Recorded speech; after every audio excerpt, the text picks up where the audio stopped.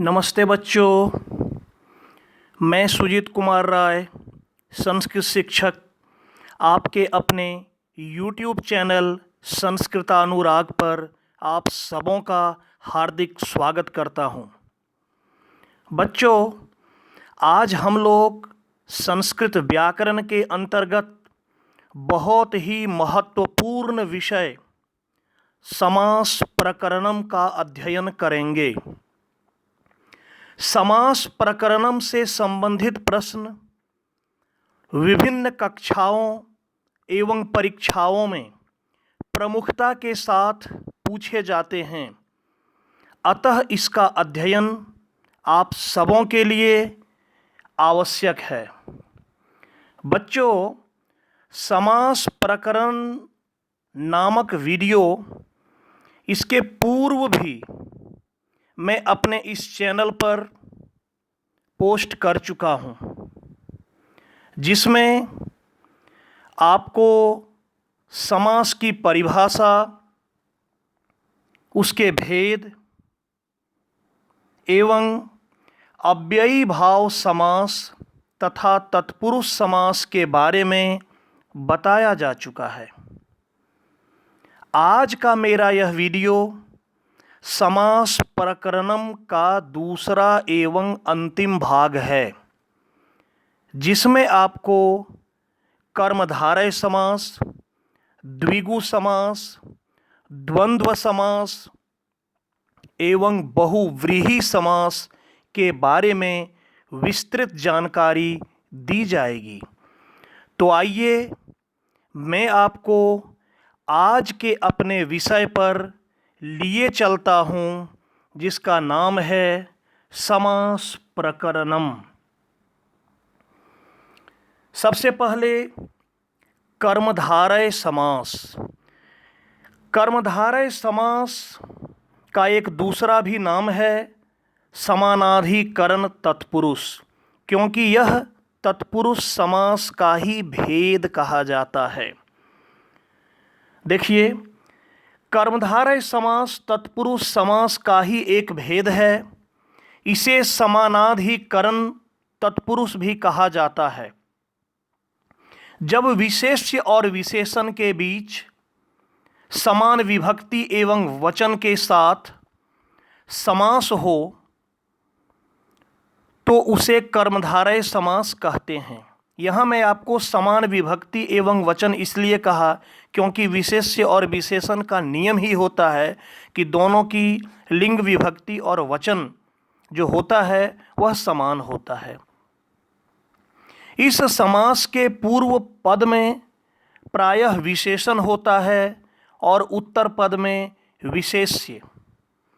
समास विग्रह करते समय पूर्व और उत्तर पदों के बीच में च का प्रयोग किया जाता है। च का प्रयोग किया जाता है तथा पदों के अनुसार उपमान।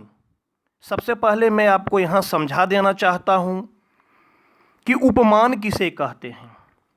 उपमान अर्थात जिससे किसी वस्तु की तुलना की जाए, जिससे तुलना की जाए उसे कहते हैं उपमान।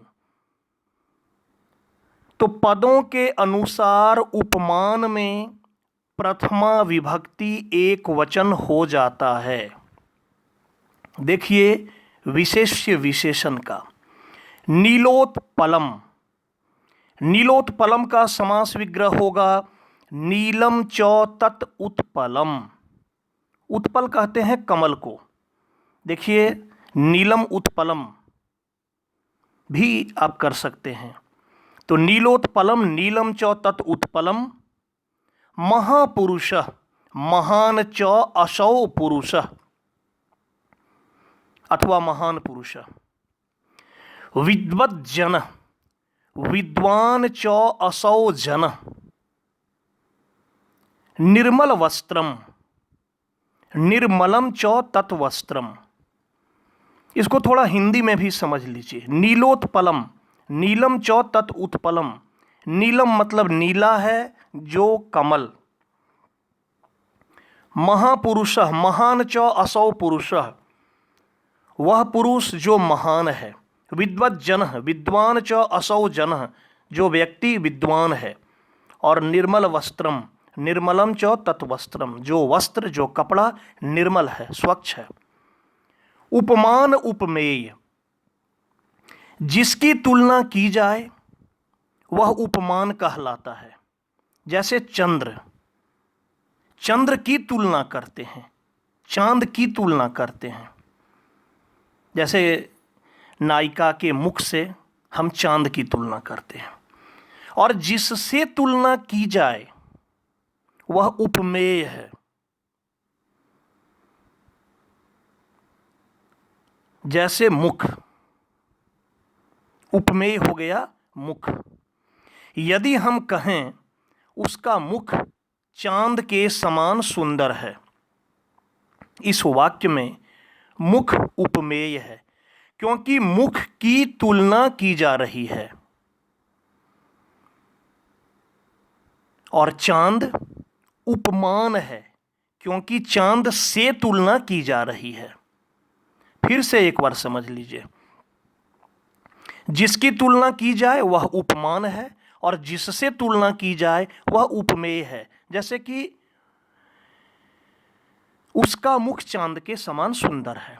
इस वाक्य में मुख उपमेय है, क्योंकि मुख की तुलना हम कर रहे हैं, और चांद उपमान है, क्योंकि चांद से तुलना कर रहे हैं। इस समास में जिससे तुलना की जाए उसके पीछे इव का प्रयोग किया जाता है। जैसे देखिए, घन श्याम, घन इव श्याम। घन मतलब मेघ, बादल। इव मतलब होता है के समान। श्याम, श्याम मतलब काला। मुख कमलम, मुखम कमलम इव। मुखम कीदृशम, मुख कैसा है, तो कमलम इव, कमल के समान है मुख। दुग्ध धावलम, दुग्धम इव धवलम। दुग्ध अर्थात दूध के समान धवल। चंद्रोज्ज्वला, चंद्र इव उज्ज्वला, चंद्रमा के समान उज्ज्वल, स्वच्छ।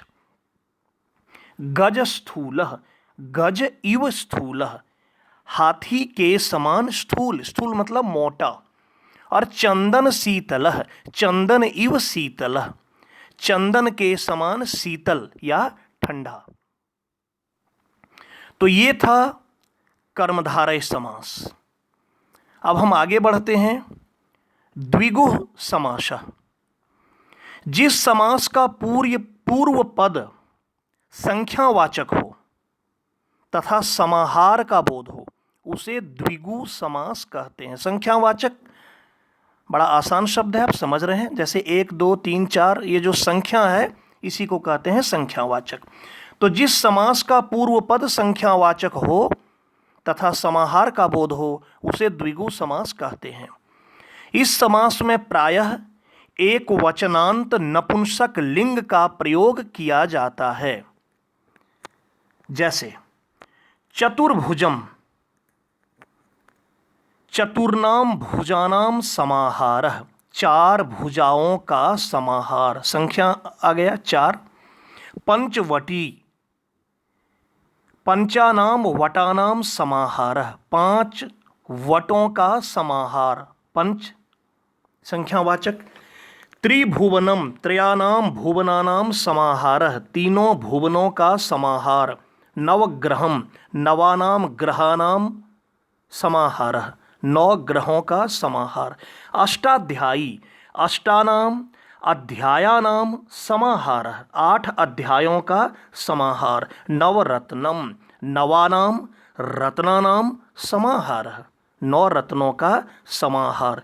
त्रिलोकी, त्रयानाम लोकानाम समाहारः, 3 लोकों का समाहार।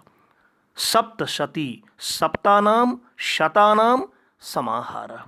तो देखिए यहाँ चतुर, पंच, त्रि, नव, अष्ट, नव, त्रय और सप्त, ये जो आया ये सारे संख्यावाचक हैं। तो बड़ा आसान है द्विगु समास कि जिस समास का पूर्व पद संख्यावाचक हो उसे द्विगु समास कहते हैं। अब देखिए द्वंद्व, द्वंद्वः समास। जिस समास के पूर्व पद एवं उत्तर पद दोनों ही पद प्रधान हो उसे द्वंद्व समास कहते हैं। जैसे माता पितरौ, इसका विग्रह होगा माता च पिता च। इस उदाहरण में पूर्व पद माता एवं उत्तर पद पिता दोनों ही समान रूप से प्रधान हैं, अतः इसमें द्वंद्व समास है। क्योंकि द्वंद्व समास की परिभाषा ही है कि जिस समास के पूर्व पद एवं उत्तर पद दोनों ही पद प्रधान हो उसे द्वंद्व समास कहते हैं। द्वंद्व समास के 3 भेद होते हैं, इतरेतर द्वंद्वः, समाहार द्वंद्वः और एक शेष द्वंद्वः। अब हम सबसे पहले आते हैं इतरेतर द्वंद्वः पर। इतरेतर द्वंद्वः में प्रायः जोड़ों के बीच में समास होता है। जोड़ा अर्थात युगल के बीच में समास होता है तथा समास करने के बाद समस्त पद का वही लिंग होता है जो उत्तर पद का रहता है, बाद वाला पद का। कहने का मतलब 2 पद है। मान लीजिए कि पूर्व पद में जो शब्द है वो स्त्रीलिंग है और उत्तर पद में जो शब्द है वो पुल्लिंग है, लेकिन जब आप समास करेंगे तो लिंग उसका जो होगा वह उत्तर पद का रहेगा। देखिए राम लक्ष्मणौ, रामः च लक्ष्मणः च, हरिहरौ, हरिः च हरः च, सीता रामौ, सीता च रामः च। देखिए यहाँ सीता स्त्रीलिंग है, राम पुल्लिंग है, लेकिन राम के हिसाब से हुआ क्योंकि उत्तर पद पुल्लिंग है। पार्वती परमेश्वरो, यहाँ भी देखिए पहला जो है पार्वती स्त्रीलिंग है और परमेश्वर पुल्लिंग, तो पार्वती परमेश्वरो, पार्वती च परमेश्वरः च। समाहार द्वंद्व, इस समास के समस्त पद से सामुदायिक अर्थ प्रतीत होता है। सामुदायिक अर्थ समूह का। इसकी एक और विशेषता यह है कि यह सदा नपुंसकलिंग एक वचन में होता है। जैसे देखिए पानीपादम, पानी च पादौ च तेषां समाहारः। यहाँ पानी का अर्थ है हाथ और पाद मतलब पैर, तो पानी च पादौ च तेषां समाहारः। हस्तपादम, हस्तौ च पादौ च तेषां समाहारः। अहर्निशम, अहः च निशा च तयोः समाहारः। सर्पनकुलः, सर्पः च नकुलश्च तयोः समाहारः। चराचरम, चरः च अचरः च तयोः समाहारः। और शीतोष्णम, शीतम च उष्णम च अनयोः समाहारः। इन दोनों का समाहार।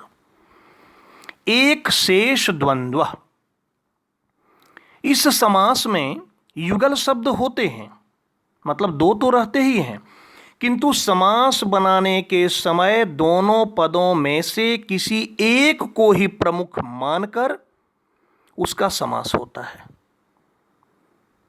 यदि दोनों पदों का अर्थ द्विवचन में हो तो अंत में द्विवचन, और यदि बहुवचन में हो तो अंत में बहुवचन का प्रयोग किया जाता है। जैसे देखिए पितरौ, पहले आपको मिला था माता पितरौ, माता च पिता च, इसका भी विग्रह वही होगा माता च पिता च, लेकिन यहाँ माता जो है शब्द वह लुप्त हो गया और दोनों में से एक को ही प्रमुख मानकर उसका समास कर दिया गया पितरौ। पितरौ कहने से माता और पिता दोनों का बोध होता है। वैसे ही भ्रातरौ, भ्राता च भगिनी च, भ्रातरौ कहने से भाई और बहन दोनों का बोध होता है। वैसे ही देखिए दंपति, पति च पत्नी च, दंपति का अर्थ ही हो गया पति पत्नी। बालकाः, बालकः च, बालिकाः च। बालकाः कहने से बालक और बालिका, लड़का और लड़की दोनों का बोध हो जाता है समास में। अब हम आते हैं बहुव्रीहि समास पर। देखिए बहुव्रीहि समास, जिस समास में न तो पूर्व पद प्रधान हो और न उत्तर पद, बल्कि किसी तीसरे अन्य पद की प्रधानता हो, तो उसे बहुव्रीहि समास कहते हैं। फिर से देखिए, कहता है कि जिस समास में न तो पूर्व पद प्रधान होगा और न उत्तर पद, यहां पूर्व पद और उत्तर पद दोनों में से कोई भी पद प्रधान नहीं होगा, यहां किसी अन्य तीसरे पद की प्रधानता होगी, उसे बहुव्रीहि समास कहते हैं। जैसे देखिए, पीतांबरः, पीतम अंबरम यस्य सः। इसको हिंदी में समझिए। पीत मतलब होता है पीला और अंबर मतलब होता है कपड़ा। तो यदि हम कहते हैं पीतांबर, तो उसका सामान्य अर्थ होता है पीला कपड़ा। पीत मतलब पीला, अंबर मतलब कपड़ा। अंबर मतलब आसमान भी होता है, यहां कपड़ा अर्थ लेंगे, वस्त्र। पीला वस्त्र, पीत वस्त्र। लेकिन पीतांबर कहने से यहां सामान्य अर्थ नहीं होगा, बल्कि पीला वस्त्र पहनने वाले श्री विष्णु का अर्थ होगा, जो कि तीसरा पद है, जो यहां दृष्टिगोचर नहीं हो रहा है, इसलिए इसे बहुव्रीहि समास कहेंगे। वैसे ही नीलांबरः, नीलम अंबरम यस्य सः। महात्मा, महान आत्मा यस्य सः, जिसकी आत्मा महान हो। वैसे तीसरे पद का बोध होता है। नीलकंठः, नीलम कंठम यस्य सः। नीला है कंठ जिनका, अर्थात शिव, भगवान शंकर। लंबोदरः, लंबम उदरम यस्य सः। लंबा है उदर जिनका, अर्थात लंबा पेट या उदर जिनका है, लंबोदर कहने से उनका बोध हो जाता है, अर्थात गणेश जी का। वैसे ही देखिए, श्वेतांबरा, श्वेतम अंबरम यस्याः सा। श्वेत, श्वेत मतलब सफेद, सफेद कपड़ा लगभग सभी व्यक्ति पहनते हैं, लेकिन श्वेतांबरा कहने से यहाँ माँ सरस्वती का बोध होता है कि श्वेतम अंबरम यस्याः सा। देखिए वहाँ सा है स्त्रीलिंग के लिए।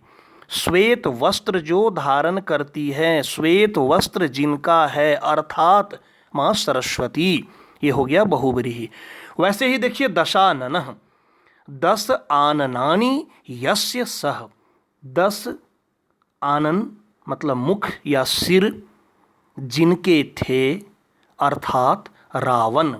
तो ये हो गया बहुव्रीहि समास। एक और उदाहरण देखिए, चंद्रशेखरः, चंद्रशेखरे यस्य सः। अर्थात चंद्रमा जिनके शेखर पर, जिनके मस्तक पर है, अर्थात भगवान शंकर। तो यहाँ न तो चंद्र की प्रधानता हो रही है, न शेखर की, बल्कि यहाँ किसी तीसरे अन्य पद की, जो यहाँ दृष्टिगोचर नहीं हो रहा है, उनकी प्रधानता हो रही है, जो कि तीसरा पद माना जाता है। इसीलिए यह बहुव्रीहि समास हुआ। मतलब कि बहुव्रीहि समास में जो शब्द में जो सामान्य अर्थ हो रहा है, जैसे नीलाकंठ, सामान्य अर्थ हो गया नीलाकंठ। कोई भी व्यक्ति अपना कंठ नीला कर लेगा तो क्या वो नीलकंठ कहलाएगा? नहीं, नीलकंठ भगवान शंकर के लिए कहा गया है। वैसे ही पीला कपड़ा कोई पहन लेगा तो वो पीतांबर नहीं होगा, बल्कि पीतांबर भगवान विष्णु के लिए है। वैसे ही चंद्रशेखर भगवान शंकर के लिए है, दशानन रावण के लिए है, लंबोदर गणेश जी के लिए है।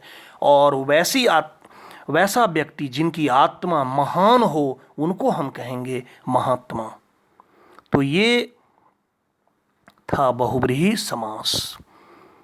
तो समास के जितने भी प्रमुख भेद थे, उन सारे भेदों की चर्चा उनका उदाहरण देकर मैं यहाँ आपके सामने स्पष्ट कर दिया, ताकि आपके मन में किसी भी प्रकार का कोई संदेह नहीं हो और आप अपनी परीक्षा में अच्छा से अच्छा अंक प्राप्त कर सकें। आप इसका अभ्यास करेंगे, अभ्यास कर लेंगे तो आपको किसी भी तरह की कोई परेशानी नहीं होगी। तो प्यारे छात्रों, अगर आपको मेरा यह वीडियो पसंद आया हो तो कृपया लाइक, कमेंट और शेयर के माध्यम से मुझे प्रोत्साहित करने का कार्य करें, ताकि भविष्य में आपके लिए मैं और भी ऐसे ही ज्ञानवर्धक एवं परीक्षोपयोगी वीडियो बनाने का कार्य करता रहूं। साथ ही मेरे इस चैनल संस्कृतानुराग को आप सब्सक्राइब अवश्य करें एवं नोटिफिकेशन को भी ऑन कर लें, ताकि भविष्य में मेरे द्वारा इस चैनल पर अपलोड किया गया प्रत्येक वीडियो सर्वप्रथम आपको प्राप्त हो। धन्यवाद।